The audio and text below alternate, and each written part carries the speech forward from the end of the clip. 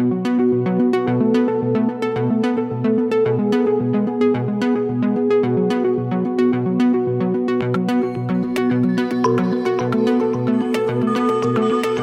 the 90s, Carl Sagan made that observation that, this is a pale blue dot, this is it, this is where we live.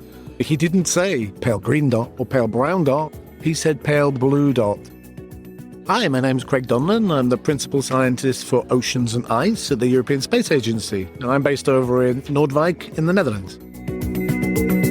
Hey SpaceWatchers, it's Chiara Monte here, event coordinator in our SpaceWatch.Global team. End of May this year, I had the pleasure to attend the Living Planet Symposium in Bonn, Germany, the largest Earth observation conference in the world. I was lucky enough to talk to Craig Donlon. We met in the main exhibition hall and sat down to talk about what Earth observation means for oceans, why they are so important, and how Earth observation will develop in the future. This is Space Café Radio, your channel about trends, cool people, and real conferences. Enjoy! Let's talk about oceans. Why are they so important? Why are they so interesting to look at in terms of sustaining life? Well, it's a great question. And why do we all go on holiday by the sea? Well, not everybody, but lots of people like to go there. It's a calming effect. And there's a deep connection, I think, to the oceans, which is linked to perhaps where we came from in the first place, but also the sustaining and calming characteristics of the ocean on planet Earth. The ocean produces our oxygen through the phytoplankton and phytoplankton reproduction and primary production. It's absorbing CO2, and part of that photosynthetic process is being using the CO2. So that little story of life there shows you instantly that there's a lot going on in the ocean. At the same time, the ocean is absorbing a lot of the excess heat that we get due to greenhouse gases warming our planet, and it's storing that heat. So it's acting as a buffer at the moment, and it's preventing rapid climate change, if you like. So it's a governor.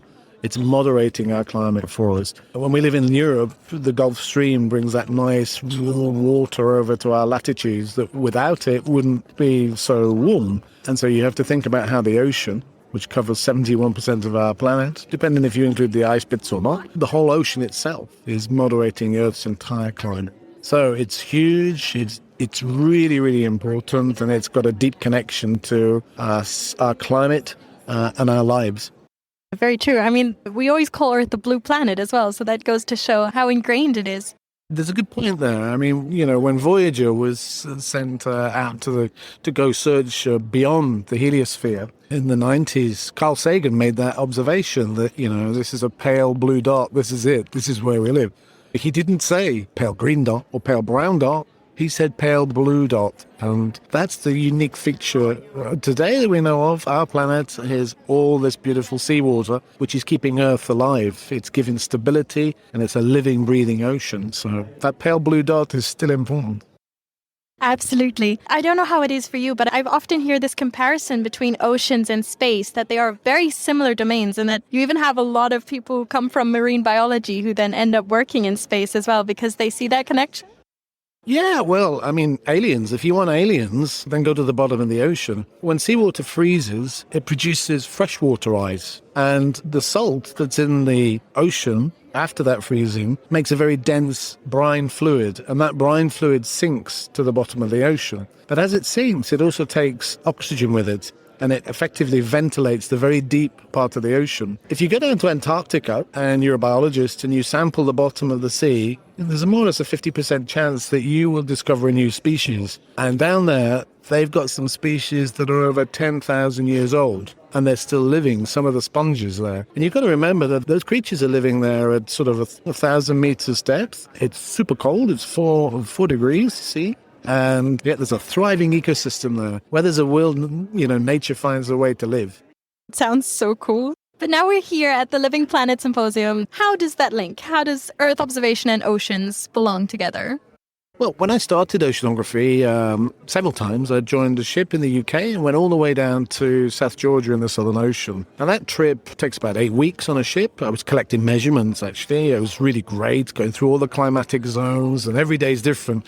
Some people say, how can you cope with 8 weeks at sea? Isn't it all blue? Oh, no way. Every day is different. It's really, really nice. If you think then, I got off the ship, and then I took a flight back. It took me 48 hours to get home. A satellite in a polar orbit does that same trip in just about 30 minutes, except it's covering a wide swath of ocean. And given the fact that the ocean is so big, like I said, 74% of our planet, if you include the ice, then the only way to really get a good grip on what's going on with the ocean is to view it from space. We'd need so many ships and hundreds of aircraft to try to cover things that we cover in space in 104 minutes. That's the time it takes to go around the world in a polar orbit. So if we want access to understand how our ocean works, where are the big swells coming from? Where are the storms out in the Northeast Atlantic? For two reasons. The weather forecasters, when you want to go to work, you want a good weather forecast. They need to have good understanding of where the storms are, what the ocean is doing, what's its temperature. The surfers, they want to know when the waves are coming from those storms. And we can do both of those from space. We can monitor the waves with altimetry, and we can monitor the storms with thermal and visible imagery. Remote sensing gives us a unique perspective. It's a global perspective.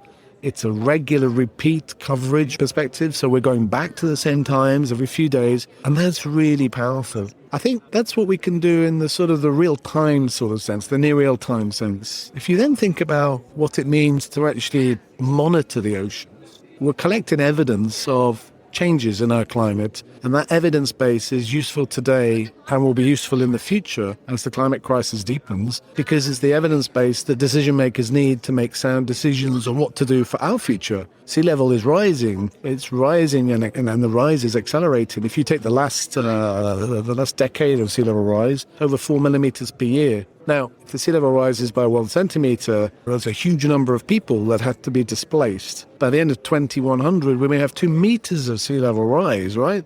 So this is big business. What are our governments going to do for us? How are they going to protect the shore? Or how are they going to manage a retreat from the shore? How are they going to make sure that we're resilient and we can mitigate the expected impacts of climate change? So Earth observation gives the evidence base to make sound decisions. And that is really core business for us. And of course, it's super fascinating. I mean, every time you open a new image in the ocean, you see something new. And that's just beautiful. As a scientist, that's exactly what you want. The curiosity of, wow, look at that. What is it? Why is it like that? So you say that the data helps to inform decisions. Does it also contribute to make predictions and forecasting? If you see how a pattern evolves, that you also look at how it could evolve in the future? Sure. In Europe, the Copernicus program, led by the European Commission with ESA and also with the involvement of EUMETSAT, there is a very large service called the Copernicus Marine Service. And this service is bringing to the forefront ocean forecasting. And it's using as much satellite data as well as the in-situ observation from floats in the water column that are rising up and down, quasi-autonomous floats. And all of that data constrains the model. And it also allows the model to innovate and move forward, so that it can make a prediction. And then the next time we get more observations from space, we can nudge the model back onto target. So when the model is underestimated or overestimated, the technique of data assimilation helps to put the model back on target. So yes, indeed, ocean forecasting for the maritime industry, for our weather forecasts, also for the fisheries industry, and pretty much anybody who's working and living on or close to the sea is really, really important. And there's a huge service industry out there, of course. Okay, here's a final question. Where do you see Earth observation going in the next couple of years? How do you think it will continue? Well, in Europe, at the European Space Agency, we started a long time ago. Our first major investments in Earth observation came in the ERS-1 satellite in the early 1990s. And we've grown more and more and more since then. And we've used different techniques, so visible techniques, thermal infrared, microwave radiometry, radar altimeters, radar images. And we've grown in expertise, in capability, and also our ground segments have grown in a way that really make a difference. So all of our data are free and open to anybody, and you can all go and have a look and pick up very simple programs that allow you to open the imagery and browse yourselves. The future is about stabilization of backbone operational core within Copernicus. We need to make sure that we can maintain the observations we have today, because there's a big economy that's been built around the delivery of Earth observation for the ocean forecasting systems, for decision makers, for everybody who's using this data. but it's not enough. That needs to be sustained, but also we need to innovate. And in the Copernicus program, we have what we call the expansion missions, which are 6 new satellite missions that cover new aspects that have not been within the framework of operations before. So we're looking at a focus on the Arctic because of the dramatic Arctic change there, using L-band radars as well as C-band radars, next generation microwave radiometers that have a huge antenna of 8 meters in diameter, which rotates.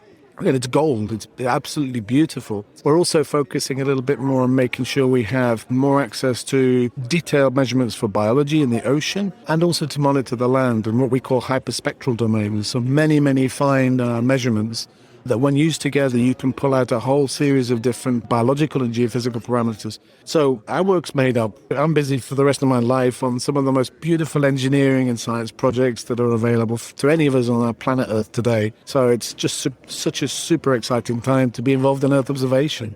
Thank you so much for sharing this excitement with me. It was really nice talking to you. Thank you so much. Super great. I hope you enjoy the rest of the day. I'm having a ball. This was the end of our episode, but please don't forget to check out our full program of Space Café Radio, where we offer interviews, insights, and editorial comments on the space sector. Thank you all very much for listening. And with that, I leave you for today. And don't forget, become a Space Watcher. Bye!